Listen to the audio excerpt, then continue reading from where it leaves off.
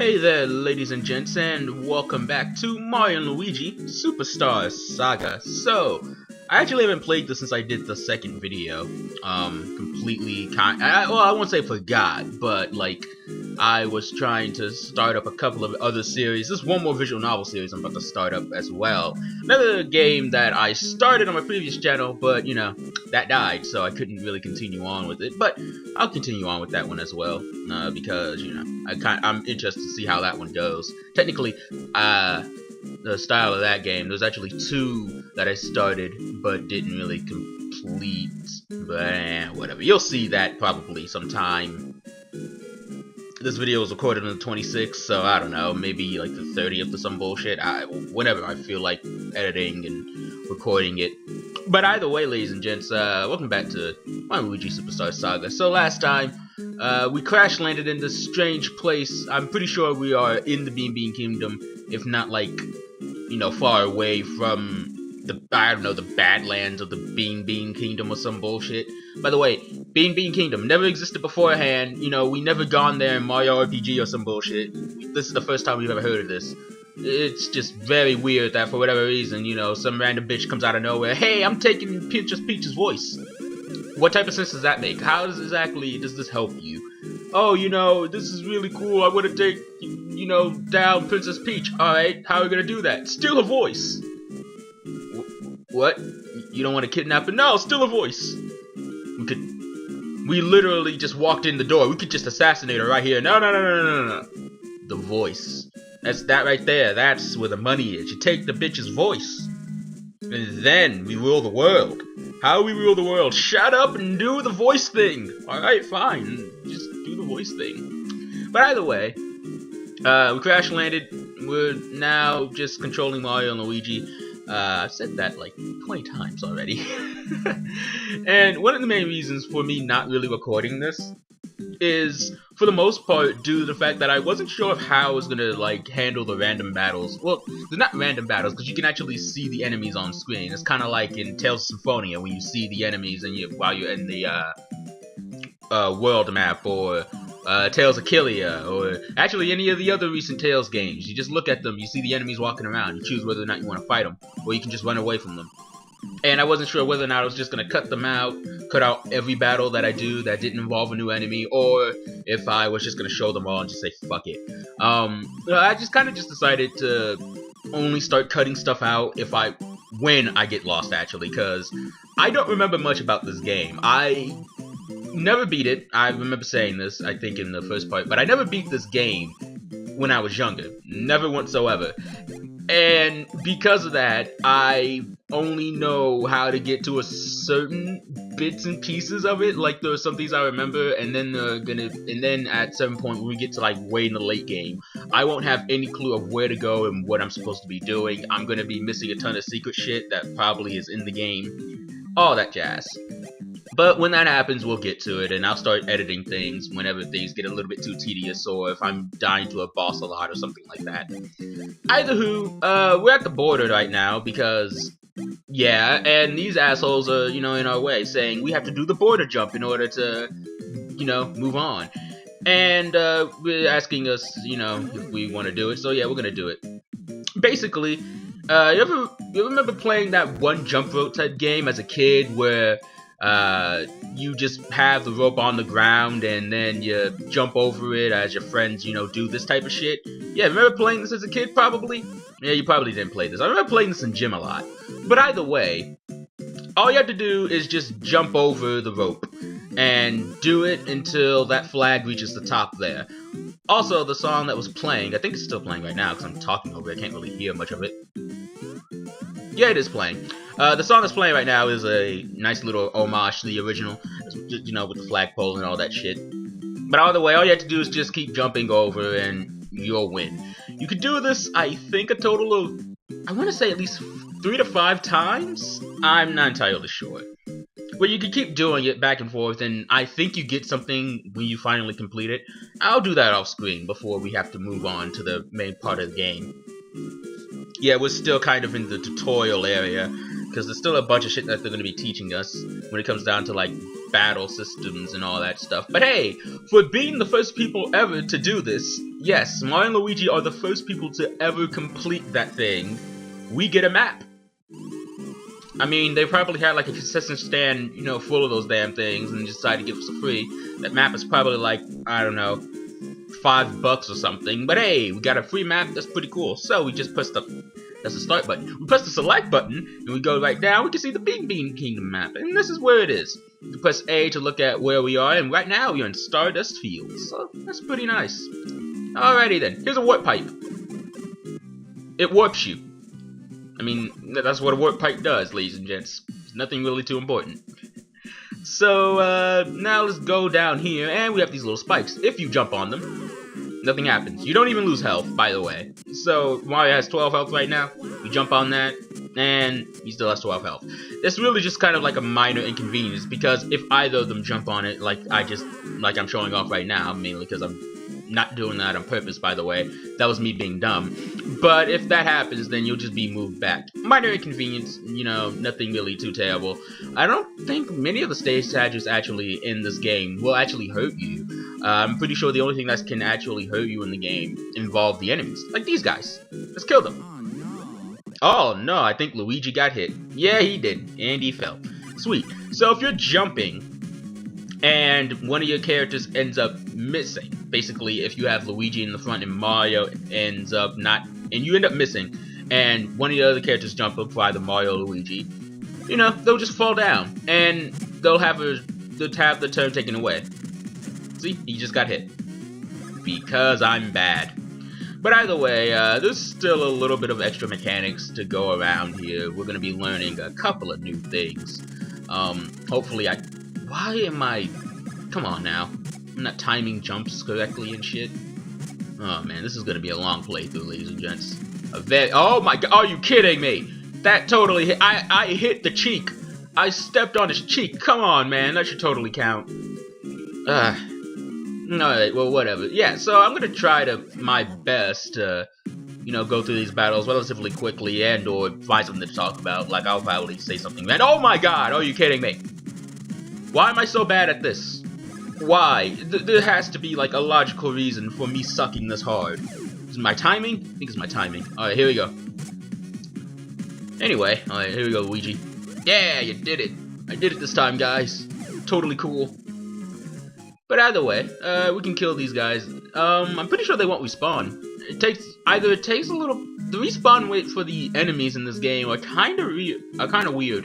From what I remember, I think in order for the enemies to respawn, you actually have to completely zone out of the area, like going into a town or something, and then you come back in and they'll be back. But otherwise, if you keep moving around, I'm pretty sure they won't respawn. But hey, we found Bowser, and he somehow got stuck inside of a cannon.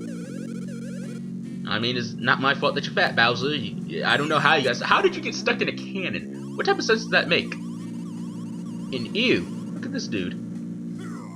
Considering how he looks like I forget what those fat things are called. Remember those really fat dudes in the Mario games that, you know, can upchuck spikes and spike balls at you and shit?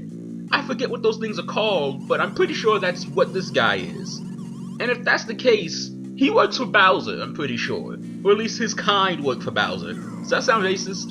It sounds a little racist, doesn't it? His kind work for Bowser?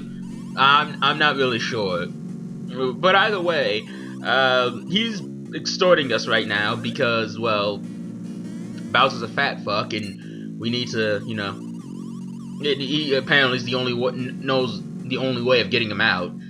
So yeah, there aren't any fire flowers here, so we can't, you know, just burn the bottom of it and hope Bowser gets shot out of it. But hey, you know, give him all the coins. We had like 110 or something like that. That's pretty cool. So yeah, he only wanted all of our coins. He didn't exactly say how many he wanted. So hey, go ahead and take those coins, man. Yeah, what about it being the Bean Kingdom? Oh, we're doing exchange rates now? What do you mean the only way? Okay, wait. So if 119 mushroom coins are worth only 10 bean coins, then that's like what? A 1.2 exchange rate? Not even? I mean, man, that's pretty terrible. My math is off on that, by the way, completely. But it's somewhere around that, right? Like a 1.2 exchange, like, not even 1.2 really. It's like, what, 10 point something? I don't know. I'm not gonna do all the math or something like that. It's way too much. But either way, so now we have to look around for 100 bean coins. And also, if we just try to say fuck Bowser and leave, you know, he won't let us. So yeah, we can't even talk to Bowser at this point. He'll just, you know, keep doing that. Kinda sucks. But hey, now we have a new area open to us, and we can save if we want to. I'm not gonna save. This is probably a bad decision. But, you know, I'm always for the bad decisions. Bad decisions make the world go around, ladies and gents. Always remember, do the worst thing possible when it comes down to, you know, recording a game or something. You know, obviously, when it's the time for you to save, don't do it. That's what I'm teaching you guys today. You know, possible new Let's Players out there that are getting ready to do the very first Let's Play, you know, of a really awesome game that they really love. Don't save. Just keep playing like an idiot. Let your old Papa Fear tell you that this is a really stupid train of thought. I don't know what I'm talking about right now. I'm not even close to leveling up, really? How much more until I level up? I don't want to use any of my items. I'm gonna try to... oh, okay. A couple more fights. Here we go. Hey, you got a coin from that. So now we have a bunch of these little mysterious blocks, and also we have our old friend right here to get us some coins. So by killing the enemies now, we'll be getting the mushroom coins, and by hitting the blocks here, we'll also be getting some coins. So yeah, for whatever reason, the blocks before were giving us mushroom coins. I guess because we were still in the Mushroom Kingdom. But even with that said, the enemies were also dropping coins when we killed them. So why exactly did those enemies have mushroom coins rather than bean coins? I'm not understanding how that happened, but whatever. We're broke now, and I have tons of mushrooms. Maybe I should go ahead and use one. I'm gonna end up dying. Yeah, I have like 8. Let's go ahead and use them. Because my own stupidity is gonna end up getting me killed. Hey, a new enemy! Some bill blasters. They shoot bullet bills. See? You can also jump on the bullet bills, but they do ultimately nothing. So, you know, you don't have to time it so that you jump on them, because the bullet bills do not have, you know, a life points or anything like that. Interestingly enough, though, in Paper Mario, when you jumped on the bill blaster, it did absolutely nothing. Their defenses were extraordinarily high. And I think when you first end up meeting a bill blaster, that's like, what, the first fucking dungeon of Paper Mario? So it's interesting to see that you can just jump on the bill blasters now without having to use any type of, like, item or something. It's pretty cool. Well, I say that the defense was high, but the defense was probably like 2 or something. I don't really know. It was pretty high for, like, how early you were in the game. What do I want to up?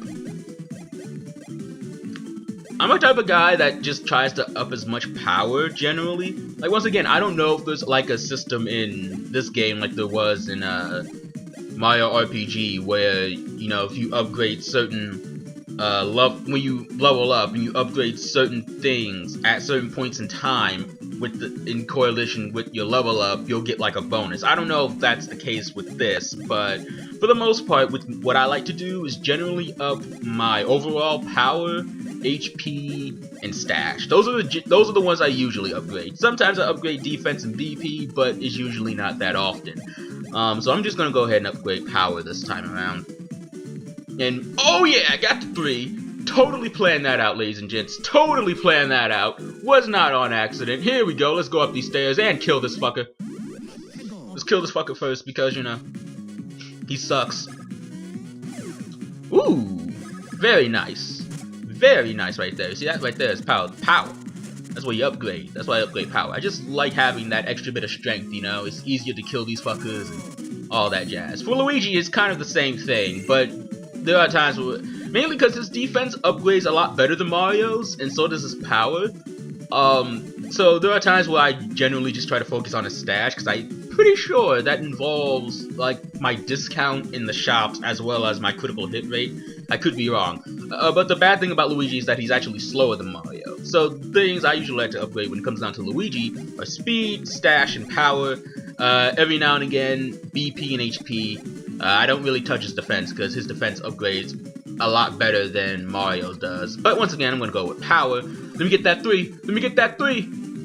I got a 1. Alright, I'll take it. You know, now they're at equal strength, so I think they should be doing roughly the same amount of damage. It's totally cool. I don't mind. I don't mind at all. Alright, we go up here. We can go down there if we want, but let's go up here so that we can get that block. So, the way this works is that as soon as we jump on it, we now have to coordinate with Mario and Luigi, just alternate the jumps, and boom, we're over here. So, let's go ahead and grab more coins. And I don't know how many coins I have right now. I think for killing those enemies, I get like, what, 5 coins for each kill? Hey, we got 50. Alright, 50 more to go, and we can save Bowser. That sounds weird, that we're gonna be saving Bowser. Did we save Bowser in RPG? I don't think we ever did. I think Bowser ended up helping us in Super Mario RPG just because. I don't exactly remember the reason why he helped us. Either way, you should be seeing these around. Alright, so I have a very important question. Because, you know, I'm not sure if this was explained or not in the game. I don't remember if it is. But, you know, I just have a very important question. Why the fuck are there mechanical toads here?